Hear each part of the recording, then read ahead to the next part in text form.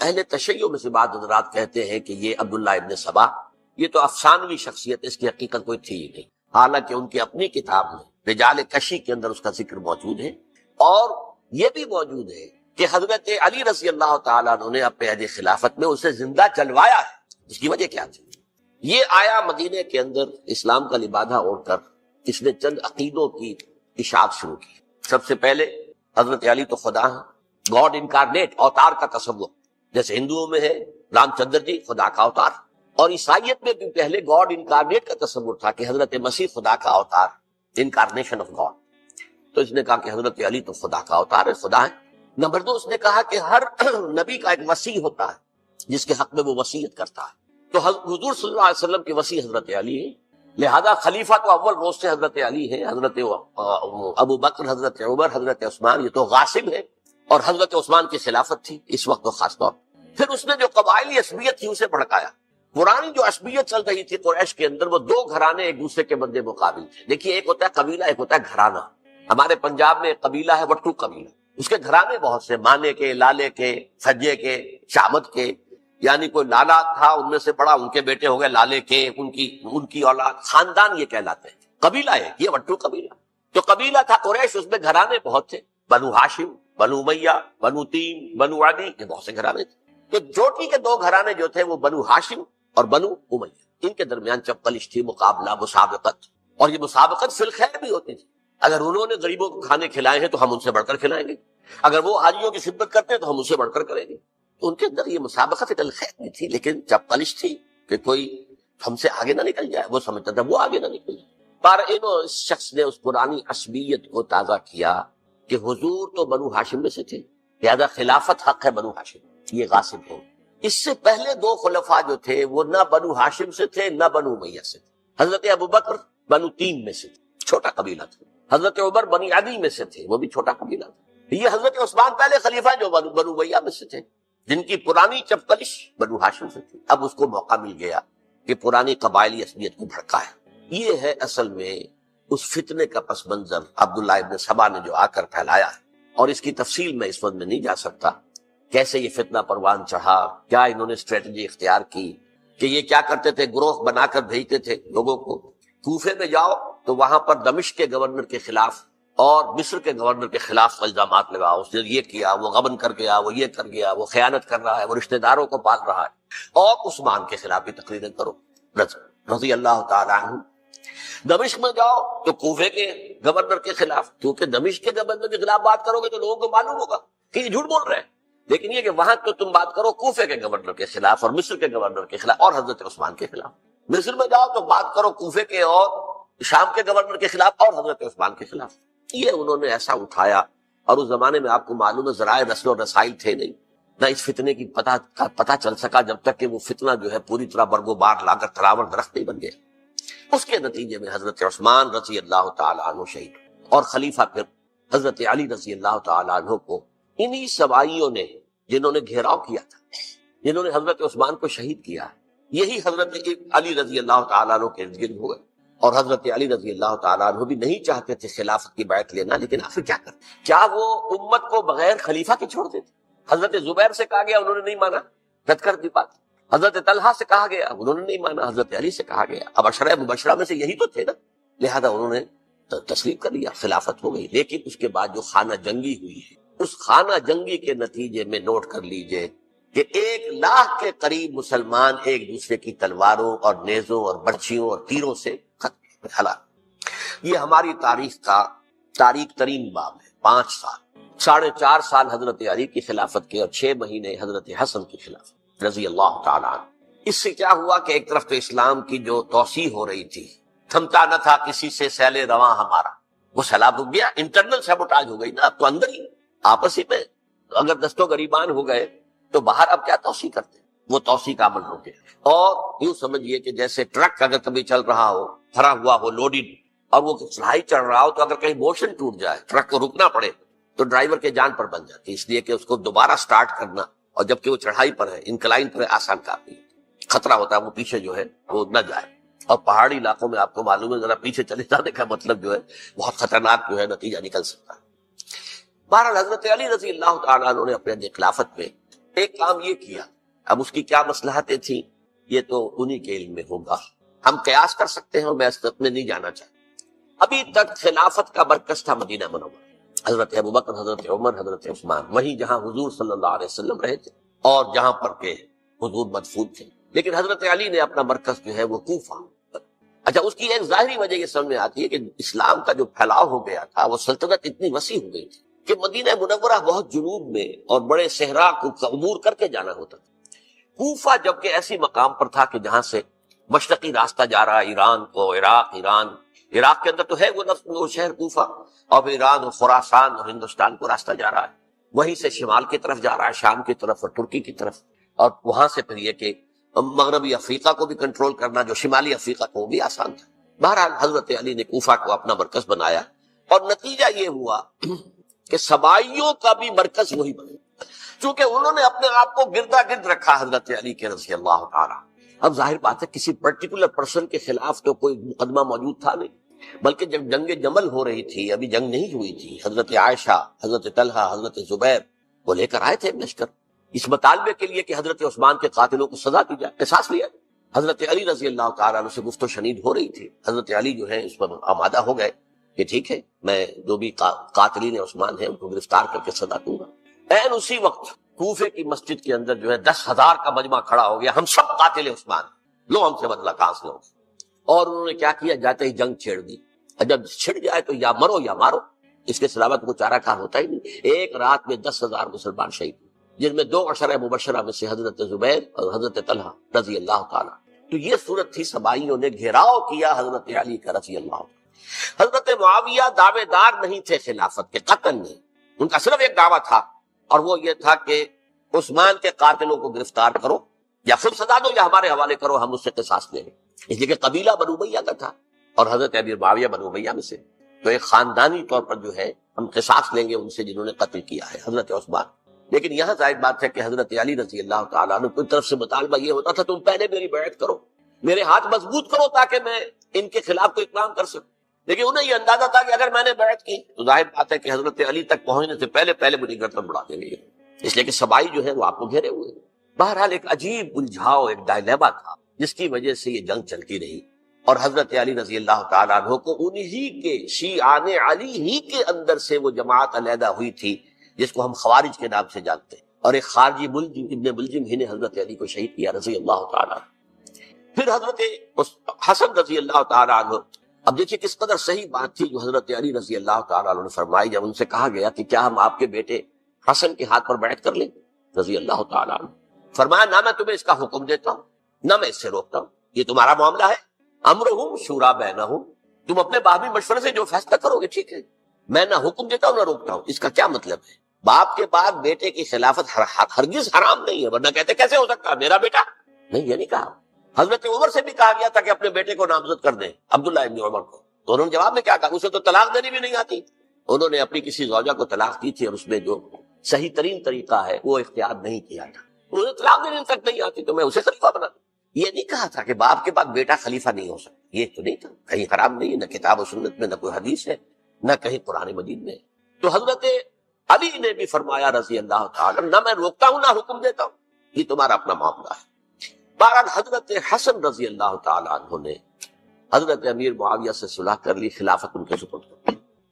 دیکھیے میں حضرت ابوبکر، حضرت عمر، حضرت عثمان، حضرت علی کے ساتھ حضرت حسن کے دور خلافت کو بھی خلافت راشدہ میں سے سمجھ، اور تبھی 30 سال پورے ہوتے ہیں اس حدیث کے مطابق کہ حضور نے فرمایا خلافت 30 برس رہے گی پھر ملوکیت آ جائے۔ تو حضرت حسن کا بہت بڑا کارنامہ یہ ہے کہ اس خانہ جنگی کا دروازہ بند، اور یہ پیشن گوئی تھی حضور کی صلی اللہ علیہ وسلم۔ حضرت حسن جو بچے تھے حضور کے انتقال سے پہلے، میرا یہ بیٹا مسلمانوں کے 2 گروہوں میں صلح کرائے، یہ حضور کی پیشن گوئی تھی، اور وہ پیشن گوئی حضرت حسن کے علم میں بھی ہوگی یقیناً۔ بہرحال انہوں نے صلح کی حضرت امیر معاویہ کے ساتھ رضی اللہ تعالیٰ عنہ، خلافت ان کے حوالے کر دی، اور کچھ شرائط تھیں طے ہو گئی، اللہ خیر۔ حضور کی تو یہ پیشن گوئی جو ہے صحیح ثابت ہوئی کہ میرا یہ بیٹا مسلمانوں کے 2 بڑے گروہوں کے درمیان صلح کرا دے، اور سبائیوں نے انہیں تانے دیے، یا عار المومنین، اے مومنوں کے لیے موجب عار، موجب شرم، تم نے بزدلی دکھائی، تم نے امیر معاویہ کو خلیفہ تسلیم کر لیا، تم نے بزدلی دکھائی، معاذ اللہ ثم معاذ اللہ ثم معاذ۔ اب میں کچھ باتیں حضرت امیر معاویہ کے بارے میں کہنا چاہوں، اس لیے کہ وہاں اس میں نے حضرت معاویہ کے بارے میں یہ تو بہت حدمت کے ساتھ کہا تھا، اور میں اب بھی اس پر قائم ہوں اور پوری طریقے سے قائم ہوں۔ میرا مستقل موقف یہی ہے کہ حضرت معاویہ رضی اللہ تعالیٰ عنہ کے دور خلافت کو ہم خلافت راشدہ میں شامل نہیں سمجھتے، اہل سنت میں سے کوئی بھی نہیں سمجھے، لیکن اس کے ساتھ میں نے حضرت امیر معاویہ کے کچھ مناقب بھی بیان کیے تاکہ پلڑا جو ہے ترازو کا، اس کے دونوں پلڑے سامنے آئے۔ لیکن یہ کہ وہ حصہ میرے اس بیان کا نکال دیا، ختم کر دیا گیا۔ یہ میں نہیں جانتا کہ اس میں کیا مصلحت دیکھی گئی ہے، اس میں تو کسی کے لیے کوئی معاملہ ایسا نہیں تھا کسی کے جذبات کو جو ہے وہ ٹھیس پہنچانے والا، کیونکہ میں نے کہا وہ خلیفہ راشد نہیں تھے، صاف میں نے کہا، بلکہ وہ دور ملوکیت کا آغاز ان سے ہو گیا۔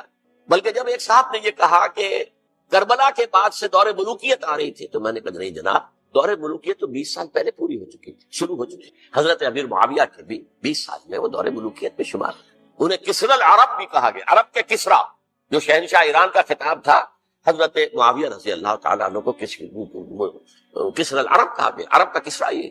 لیکن دوسری طرف یہ ہے کہ وہ صحابی رسول رضی اللہ تعالیٰ حضور کے برادر نسبتی بھی ہیں، حضور کے سالے ہیں، ان کی ہمشیرہ ام حبیبہ حضور کی زوجہ محترمہ ہے، ام المومنین ام حبیبہ رضی اللہ تعالیٰ۔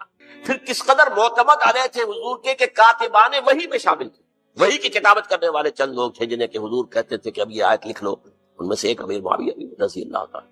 تو بڑے توازن کی ضرورت ہے۔ دیکھیے صحابہ کرام کا جہاں تک تعلق ہے، اہل سنت کا موقف یہ ہے کہ صحابہ تو کلہم عدول، صحابہ سب کے سب نیک نیت ہے، اور ان کی روایت جو ہے قبول کی جائے گی، رد نہیں کی جائے گی، ان پر کوئی جرح و تعدیل نہیں ہوگی، اس لیے کہ ان کا تزکیہ محمد رسول اللہ صلی اللہ علیہ وسلم نے کیا۔ لہذا یہ تو ہو سکتا ہے کہ کسی صحابی سے کوئی خطا ہو، لیکن وہ خطا اجتہادی ہوگی، نیت کی خطا نہیں، نیت کی غلطی نہیں۔ اگر کسی صحابی کی نیت پر حملہ کیا جائے تو یہ اصل میں طعن ہے، حملہ ہے حضور پر کہ وہ تربیت دے نہیں سکے اپنے ساتھیوں کو، معاذ اللہ ثم معاذ اللہ ثم معاذ، وہ تزکیہ کر ہی نہیں سکے۔ 3 جگہ جو قرآن میں آیا ہے یتلو علیہم آیاتہ ویزکیہم، تو کیا تزکیہ کیا؟ اگر ان کے قریب ترین ساتھی جو تھے، اگر ان کے اندر بھی بدنیتی تھی اور دنیا کی طلب تھی اور دنیا کے اندر اقتدار حاصل کرنے کا جذبہ تھا، تو پھر کیا تزکیہ کیا؟ معاذ ثم معاذ۔ لہذا صحابہ سب کے سب عدول ہیں، اور ان سے اختلاف ممکن ہے، لیکن ان کی نیت پر حملہ نہیں ہو سکتا۔ تو حضرت امیر معاویہ کی شخصیت ایک چیز ہے، آپ کا دور خلافت دوسری چیز ہے۔ شخصیت کے اعتبار سے صحابی رسول ہیں، برادر نسبتی ہیں حضور کے صلی اللہ علیہ وسلم، اور پھر یہ کہ اس قدر معتمد علیہ ہے صحابہ میں سے کہ وہ کاتبان وحی، یہ عام آدمی کے کرنے کا کام نہیں تھا جو وحی کی کتابت کرے، اللہ کے کلام کی۔ البتہ یہ ہے کہ جیسا کہ میں نے عرض کیا، ان کا دور خلافت راشدہ نہیں ہے، وہ ملوکیت کا دور ہے۔ یہ میں نے جیسے عرض کیا، میں نے ایک صاحب نے جب یہ کہا کہ ملوکیت شروع ہو رہی تھی، میں نے کہا شروع نہیں ہو رہی تھی، ملوکیت تو 20 سال پہلے شروع ہو چکی تھی۔ اسی طریقے سے ایک صاحب نے کہا تھا کہ اسلام کو قائم کرنے کے لیے حضرت حسین میدان میں آئے، میں نے کہا یہ بھی غلط ہے، اسلام تو 60 سال پہلے قائم ہو چکا تھا، نبی اکرم صلی اللہ علیہ وسلم کے دستے مبارک سے اسلام قائم ہو گیا، جعل الحق وزهق الباطل ان الباطل كان زهوقا، پھر 30 برس تک وہ کامل شکل کے اندر قائم رہا۔ تو اسلام جو ہے وہ در حقیقت اب قائم کرنے والی بات نہیں تھی، البتہ اس کے اندر زوال شروع ہو گیا تھا، اس زوال کے عمل کو روکنے کے لیے حضرت حسین میدان میں۔ یہ چیز کو صحیح تاریخی پرسپیکٹو میں رکھنا، تو جس طرح سے دین کو قائم کرنے کے لیے نہیں، قائم تو کیا محمد رسول اللہ صلی اللہ علیہ وسلم والذین معہ رضی اللہ تعالیٰ عنہ، انہوں نے کیا۔ ہاں اب جو ہے وہ اپنی اس شاندار حیثیت سے نیچے گرنے لگا تھا، وہ میں بعد میں عرض کروں گا کہ میں نے اسے کیا عرض کیا تھا کہ یہ اس زوال کو روکنے کے لیے کسی طریقے سے یہ اپنی اصل حقیقت میں قائم رہے، یہ حضرت حسین رضی اللہ تعالیٰ عنہ کی سعی تھی۔ اچھا، حضرت امیر معاویہ کے جو 20 سال ہیں وہ پورے امن، سکون، اطمینان، کوئی جھگڑا، کوئی فساد، کوئی اختلاف، کوئی باہمی خانہ، کچھ 20 سال، یہ بھی تاریخ کی بڑی چشم کشا حقیقت ہے جو عام طور پر لوگوں کے علم میں نہیں ہے۔ سبائی بھی دبکے رہے، حضرت امیر معاویہ کی حکومت اتنی مضبوط تھی، کنٹرول، کہ ان کو کچھ سر اٹھانے کا موقع نہیں، موجود تھے، دبکے رہے۔ جیسے کہ میں نے کہا ریولوشن کے آخری مرحلے پر آ کر جو مخالفین ہیں وہ دب جاتے ہیں کہ پھر دیکھیں گے، موقع ملے گا تو پھر لیں گے ان سے حساب کتاب۔ 20 سال رہے ہیں پورے امن کے، 10 سال کے بعد یعنی درمیان میں ہے حضرت امیر معاویہ کا عہد خلافت۔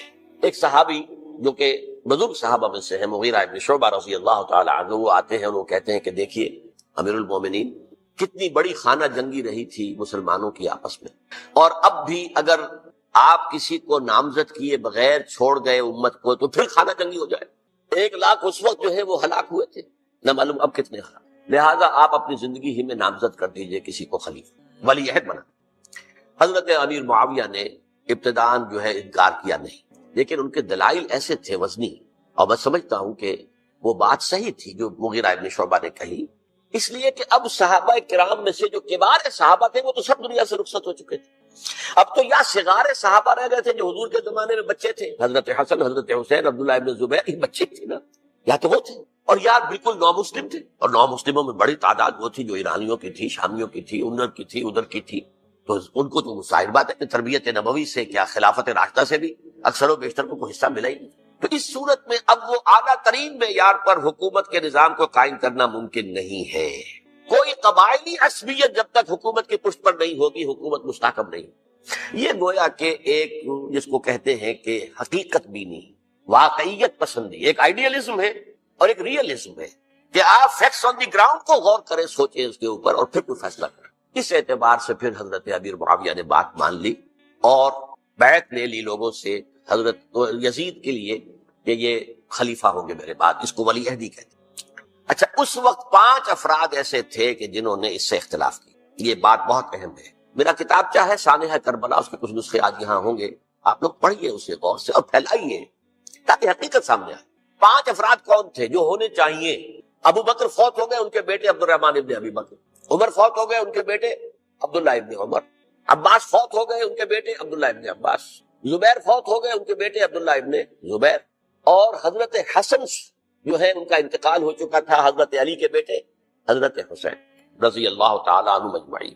حضرت حسن کے بارے میں ایک فریق کا کہنا یہ ہے کہ انہیں زہر دے کر ہلاک کیا، اہل تشیع کا قول یہ ہے، جبکہ اہل سنت کہتے ہیں کہ نہیں، وہ اپنی جو بھی طبی موت تھی اس سے ان کی وفات۔ لیکن میں اس میں نہیں جانا چاہتا، اس لیے کہ یہ مائکرو ہسٹری جو ہے نا، وہ تو ایک ایک واقعے کے لیے ادھر کی روایات کیا ہیں، ادھر کی کیا ہیں، ان کے پاس کیا دلائل، یہ تو کسی ریسرچ اسکالر کا موضوع ہے، میرا موضوع نہیں۔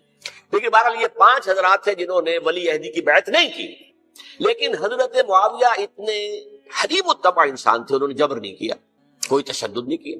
ٹھیک ہے، ولی عہدی کی بیعت نہیں کر رہے، کوئی بات نہیں، میری بیعت تو کی ہوئی ہے نا، ابھی تو میں زندہ ہوں، بات ختم ہو گئی، میری بیعت کو تو نہیں توڑا انہوں نے، فرسٹ بیعت نہیں کی۔ اس اعتبار سے انہوں نے نہ کوئی تشدد کیا، نہ جبر کیا، نہ کوئی مواخذہ کیا۔ لیکن جب امیر معاویہ کا انتقال ہو گیا، اب ولی عہدی کی بجائے وہ اب خلافت کی بیعت، سب لوگوں نے بیعت کر لی۔ ان 5 میں سے ایک فوت ہو چکے تھے، حضرت عبد الرحمن ابن ابی بکر فوت ہو چکے رضی اللہ۔ 4 تھے، ان چاروں میں ایک اختلاف ہے۔ 2 کی رائے یہ تھی، عبداللہ ابن عمر، عبداللہ ابن عباس، کہ اگرچہ یہ کام غلط ہوا ہے، اسلام کی روح کے منافی ہوا ہے، یہ بادشاہت کی بنیاد پڑ رہی ہے، لیکن یہ بات ایسی نہیں ہے کہ اس کی بنا پر ہم خانہ جنگی شروع کروا دیں، امت کے خون خرابہ کروائیں، فساد کروائیں۔ لہذا انہوں نے بیعت کر لی۔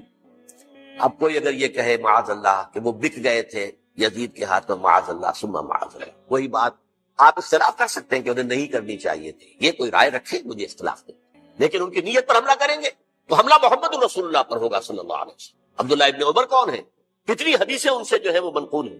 عبداللہ ابن عباس کون ہے؟ جنہیں حضور نے جو ہے جن کے لیے دعا کی تھی، اے اللہ فقہہ فی الدین وعلمہ التاویل، اے اللہ اس نوجوان کو دین کا فہم عطا کر اور قرآن کی تعویل اور تفسیر کا علم عطا کر، حبر الامہ کہلاتے ہیں۔ وہ کہیں پیسوں اور ٹکروں کے عوض بک جانے والے نہیں تھے، انہوں نے امت کی مصلحت دیکھی، نیت جو ہے اس پر حملہ نہ کیجیے، البتہ اختلاف کا حق آپ کو حاصل۔ 2 حضرات جو ہے ڈٹے رہے کہ نہیں، ہمیں کم وقت میں ریزسٹ کرنا ہے۔ عبداللہ ابن زبیر عمر کے اعتبار سے وہ بڑے ہیں، مسلمانوں میں سب سے پہلے ولادت مدینے میں جا کر جو ہوئی ہے وہ عبداللہ ابن زبیر کی ہوئی ہے۔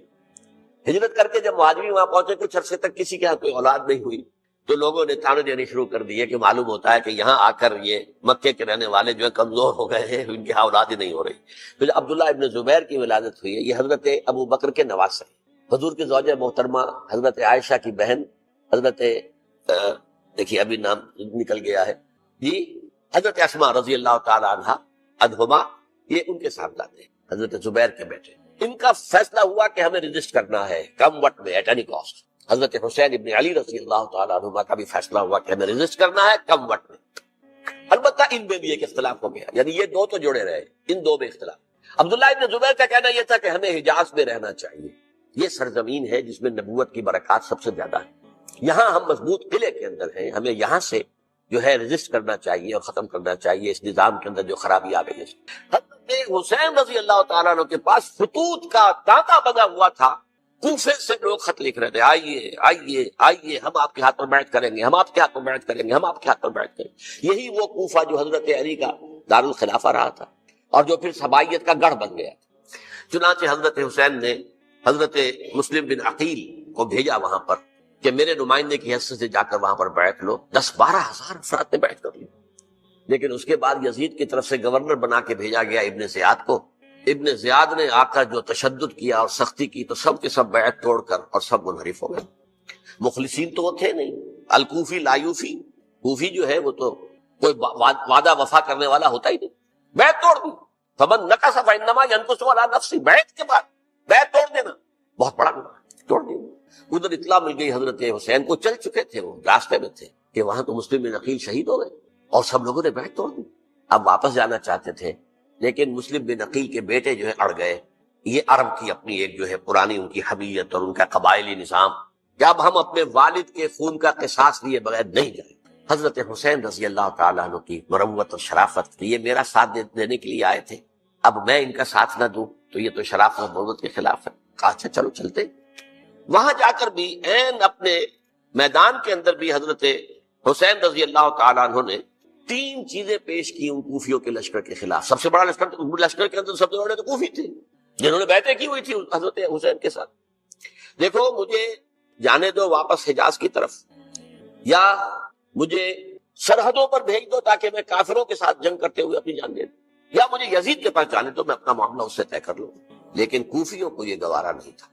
اگر یہ یزید کے پاس پہنچ گئے تو ہمارا کچا چٹھا بیان کر دیں گے کہ مجھے تو ان لوگوں نے برگلا کر بلایا تھا۔ اس لیے کہ دیکھیے حضرت امیر معاویہ کے 20 سالوں کے دوران میں بتا چکا ہوں، ان کی حکومت اتنی مستحکم تھی کہ اس کے خلاف کوئی فتنہ اٹھانا ممکن نہیں تھا۔ اب کیونکہ چینج اوور ہوا تھا، اور چینج اوور میں آپ کو معلوم ہوتا ہے کہ ایک جس کو کہتے ہیں every thing is in the melting پاٹ، ابھی تو یہ درمیان کے اندر معاملہ ہے، تو انہیں موقع ملا، سر اٹھایا حضرت حسین رضی اللہ تعالیٰ عنہ کو، جو خطوط لکھے جس کے کہ تھیلے کے تھیلے اور بوریوں کی بوریاں بھری ہوئی حضرت حسین کے ساتھ تھی، وہ کہا کہ آئیے ہم آپ سے بیعت کریں گے، انہوں نے نہیں مانا۔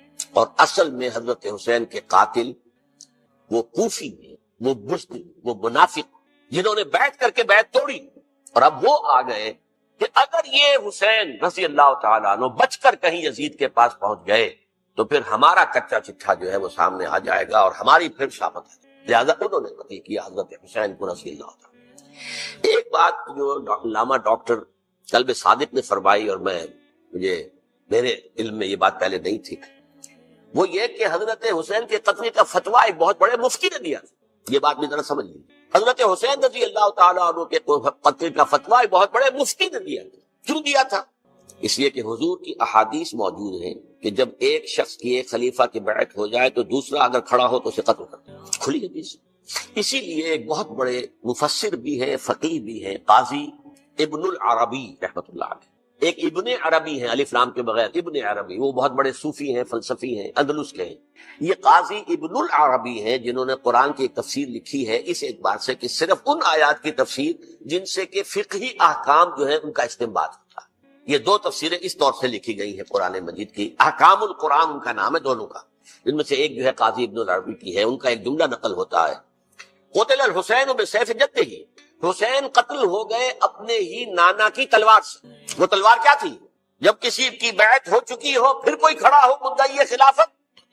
میرے نزدیک حضرت حسین مدعی خلافت نہیں تھے، یہ بات اس وقت سامنے لوگوں کے نہیں آئی، بلکہ حکومت نے یہ باور کرا دیا کہ یہ تو باغی ہے، یہ مدعی ہے خلافت کے، انہوں نے تو دعویٰ نہیں کیا خلافت، وہ تو صرف اس عمل کو روکنے کے لیے میدان میں آئے تھے۔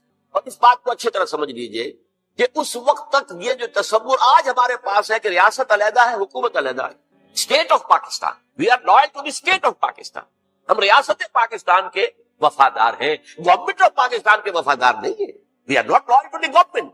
گورنمنٹ تو کبھی بے نظیر کی تھی، ہم اس کے خلاف تحریک چلا رہے تھے، یا کبھی کسی اور کی تھی اس کے خلاف تحریک چل رہی ہے، یا کبھی ضیاء الحق کی تھی اس کے خلاف تحریک چل رہی ہے۔ گورنمنٹ کو بدلنا تو عوام کا حق ہے، آج، اس وقت نہیں تھا، اس وقت ریاست اور حکومت کا کوئی فرق نہیں تھا، لہذا جو حکومت سے اختلاف کرے گویا کہ باغی ہے۔ یہ ہے اصل میں وہ پیچیدہ مسئلہ کہ کیوں کسی مفتی نے فتویٰ دے دیا، اس لیے کہ اس وقت تک ریاست اور حکومت کا فرق واضح نہیں تھا دنیا پر. یہ تو ابھی کچھ 100-150 سال کی بات ہے کہ آج ہمارا جو پولیٹیکل سائنس کا ایولیوشن ہوا ہے وہ اس اسٹیج تک پہنچ گیا ہے کہ اسٹیٹ علیحدہ ہے، حکومت علیحدہ ہے. حکومت تو اسٹیٹ کے 3 آرگنز میں سے ایک آرگن ہے. ایڈمنسٹریشن حکومت کی ہے، جوڈیشری ہے اور لیجسلیچر ہے. 3 آرگنز ہیں بڑے بڑے، ان میں سے ایک ہے. تو حکومت کو بدلنا تو عوام کا حق ہے، چاہے وہ ووٹ کے ذریعے بدلے چاہے ایجیٹیشن. اگر پورا من ایجیٹیشن ہے اس سے حکومت کو بدلنے کا حق حاصل ہے دستوری طور پر ہر اعتبار سے. اس وقت یہ نہیں تھا، لہذا صورتحال یہ بن گئی کہ حکومت وقت نے باور کرا دیا مسلمانوں کو. ورنہ سوچئے نواسۂ رسول کو قتل کرنا کوئی آسان کام تھا؟ آخر سب کلمہ گو تھے کہ نہیں تھے؟ کلمہ گو تو تھے نا، اور حضور سے عقیدت اور محبت میں کمی. لیکن یہ کہ فتویٰ، اگر ایک بہت بڑے مفتی کا، جو کہ حضرت علامہ ڈاکٹر قلب صادق صاحب نے فرمایا، مجھے اس مفتی کا نام بھی معلوم نہیں، کہ ایک مفتی ہی کا فتویٰ تھا وہ، جس کے بنا پر اب ان لوگوں نے حضرت حسین کو قتل کیا. اور یہی وجہ ہے کہ انہوں نے پھر خیموں کو بھی آگ لگا دی. بھائی حالانکہ دیکھیے اگر دشمنی کا انتقام ہوتا تو حضرت علی بن حسین جو بیمار تھے، جو بعد میں زین العابدین رحمت اللہ علیہ کے نام سے پھر یہ اہل تشیع کے چوتھے امام معصوم ہیں، حضرت علی، حضرت حسن، حضرت حسین اور پھر حضرت علی بن حسین زین العابدین رحمت اللہ علیہ، کیا ان کو بھی قتل کرتے تھے؟ حضرت حسین کی نسل ہی ختم ہو جاتی. لیکن دیکھیے آگ کیوں لگائی؟ آگ اس لیے لگائی کہ وہ جو ڈاکومنٹری پروف ہے ہماری غداری کا یزید کے خلاف حضرت حسین کو جو ہم نے دعوت دی، وہ جو ڈاکومنٹری پروف خطوط کی شکل میں موجود ہے وہ ختم ہو جائے، ڈسٹرائے ہو جائے. اس کے لیے انہوں نے خیموں میں آگ. بہرحال یہ ہے تاریخی پس منظر، یہ اسی سبائی فتنے کا تسلسل ہے جس نے سب سے پہلے حضرت عثمان کی جان لی رضی اللہ تعالیٰ. 5 سال تک مسلمانوں میں خانہ جنگی رکھی، حضرت علی کو پھر شہید کیا، اور اس کے بعد جو ہے 20 سال حضرت امیر معاویہ کے تو سر نہیں اٹھا سکے. لیکن پھر جب ایک چینج اوور ہو رہا تھا تو اس وقت انہوں نے موقع غنیمت سمجھا کہ اب کھڑے ہو جاؤ اور اب دوبارہ ایک فتنہ جو ہے اس کو امت کے اندر پیدا کر دیا. اچھا، اس معاملے میں ایک بات جو میں نے وہاں کہی کہ ہمارے ہاں شاعرانہ جو مبالغہ آمیزی ہے، یہ میری گفتگو کا حصہ انہوں نے حذف کر دیا. اور میں نے ایک سنی شاعر، بہت بڑے عالم، جن کے حوالے سے آج بھی میری تقریر ہوگی خالق جناح ہال میں، مولانا محمد علی جوہر کے ایک شعر کے حوالے سے کہا کہ قتل حسین اصل میں مرگ یزید ہے، اسلام زندہ ہوتا ہے ہر کربلا کے بعد. میں نے کہا بالکل محمل شعر ہے، اسلام مرا ہی نہیں تھا، زندہ ہونے کا کیا سوال. اور اگر کسی درجے میں مزمحل یا زخمی ہوا تھا تو وہ تو رہا، کربلا کے بعد بھی رہا، یزید کی حکومت بھی رہی، بنو امیہ کی حکومت بھی چلی، کوئی تبدیلی تو نہیں آئی. یہ کیا کہہ رہے ہیں؟ اسلام زندہ ہوتا ہے کربلا کے بعد. میں نے کہا اسلام مرا نہیں تھا. جیسے میں نے یہ کہا کہ ملوکیت جو ہے وہ اب شروع نہیں ہوئی، ملوکیت تو 20 برس پہلے شروع ہو چکی تھی حضرت امیر معاویہ کے. لیکن ظاہر بات ہے کہ حضرت حسن نے، حضرت حسین نے اس کو قبول کیا، اور حضرت حسین نے تو پھر 10 سال تک ولی عہدی جو تھی، چاہے بیعت نہیں کی لیکن اس کے خلاف میدان میں آ کر چیلنج تو نہیں کیا. اس اعتبار سے یہ معاملہ جو ہے اسلام زندہ ہوتا ہے کربلا کے بعد، یہ بے تکی بات ہے. ہاں، حضرت شاہ اسماعیل شہید رحمت اللہ علیہ کی اگر میں تشبیہ کو، تمثیل کو سامنے رکھوں تو اسلام کی عمارت 6 منزلہ ہے، 6ٹھی منزل ٹاپ کی وہ گر گئی، 5 منزلیں انٹیکٹ تھیں. اسلام مرا نہیں تھا. عدالت میں شریعت کے مطابق فیصلے ہو رہے تھے، قاضی تھے، مفتی تھے، شریعت نافذ تھی. اسلام کیا مرا؟ جبکہ خود کہہ رہے ہیں علامہ قلب صادق کے ایک مفتی کے فتوے سے ہی حضرت حسین کو قتل کیا گیا. اب وہ مفتی کی رائے، اس کی مدنیتی ہو، جو بھی ہو، وہ جانے، اللہ جانے. لیکن عام مسلمان کیا کریں؟ اس پہلو سے اسلام مرا نہیں تھا. ہاں، 1 منزل گر گئی تھی، وہ گری رہی، 1000 برس تک گری رہی، یہاں تک کہ آ کر مغربی امپیریلزم نے اس کے گرایا، ملوکیت کا معاملہ ختم کیا، اور وہ جبریاً ملوکیت دوسری آ گئی. ورنہ وہی بادشاہی چلی ہے. بلکہ دور بنو امیہ میں وہ بادشاہی پوری طرح اس نے بالوں پر نہیں نکالے تھے، اصل بالوں پر تو اس نے نکالے ہیں دور بنو عباس میں آ کر. اور پھر سلاطین جو ہے ترک، جو ترک خلفاء ان کا بھی بادشاہت تھی، اور کیا تھا، وہ خلافت تو نہیں تھی. تو یہ تو اسلام میں جو بھی نقص واقع ہو گیا تھا، کبھی واقع ہو گئی تھی، وہ جو کی توں برقرار ہے. اس کو بھی تسلیم کیا. میں اللہ کا شکر ادا کر کے کہتا ہوں کہ دونوں حضرات، دونوں شیعہ دانشور اور بڑی اعلیٰ سطح کے جو شیعہ عالم تھے، انہوں نے اس بات کو تسلیم کیا اور میری اس بات کو چیلنج نہیں کیا. اصل میں تیسری بات میں نے یہ کہی کہ دیکھیے حضرت حسین رضی اللہ تعالی عنہ کی اس شہادت کے بعد، اس کے بعد واقعہ حرہ بھی ہوا، جو واقعہ کربلا سے بھی بعض اعتبارات سے زیادہ بھیانک اور زیادہ گھناؤنا واقعہ بنو امیہ کی تاریخ ہے، جس کو لوگ جانتے ہی نہیں. مدینہ کے کچھ لوگوں نے بغاوت کی اور انہوں نے اس کے خلاف فوج بھیجی، اور فوج کو جو مدینہ فتح کر لیا، 3 دن کے لیے حلال کر دیا، جو چاہو کرو، یہاں جسے چاہو مارو، جسے چاہو لوٹو، جس کا گھر چاہو برباد کرو، جس عورت کو چاہو ریپ کرو، اور یہ مدینہ النبی کے اندر ہوا۔ تو کاٹ کھانے والی ملوکیت کے اندر بہت سے واقعات ہوئے۔ عبداللہ ابن زبیر کھڑے ہوئے، انہوں نے حکومت قائم کی تھی، لیکن یہ کہ وہ تو 6 سال کے لیے کامیاب بھی رہے، ایک حکومت قائم کی، بنو امیہ کے ہاتھ پر بیٹھ نہیں کی، بالآخر ان کی حکومت بھی ختم ہو گئی۔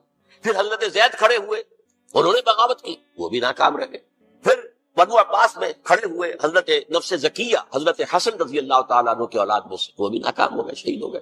پھر یہ سمجھ لیا گیا کہ اب یہ جہاں تک 6ٹھی منزل ہے وہ تو دوبارہ تعمیر نہیں ہو سکتی، یہ تو جس کی لاٹھی اس کی بھینس، جس کے پاس طاقت ہوگی اس کی حکومت ہوگی، جس کا قبیلہ زیادہ قوی ہوگا، جس قبیلے میں زیادہ عصبیت ہوگی، مضبوط ہوگا، متحد ہوگا، طاقتور ہوگا، اسی کی حکومت ہوگی۔ البتہ اس کے نیچے لوگوں کے اخلاق کی اصلاح کرو۔ صوفیاء کرام نے وہ کام اپنے ذمے لیا، اور بالکل وہی کام ہے کہ جو ائمہ اہل بیت کرتے رہے۔ حضرت حسن کی اولاد میں، پھر حضرت علی بن حسین رضی اللہ تعالی، حضرت حسین کی اولاد میں، پھر امام محمد باقر، امام محمد جعفر صادق، اور اس کے بعد بھی 5 اور، کسی نے بغاوت نہیں کی۔ جیسے علماء کرام کام کر رہے تھے اور جیسے صوفیاء کرام کام کر رہے تھے، ایسے ہی وہ مسلمانوں کی علمی تربیت، روحانی تربیت اور تزکیہ کر رہے ہیں۔ کسی نے حکومت کو چیلنج نہیں کیا، نوٹ کر لیجیے اس بات۔ حضرت علی نے بھی چیلنج نہیں کیا تھا، حضرت حسن نے چیلنج نہیں کیا، سب صلح کر لی۔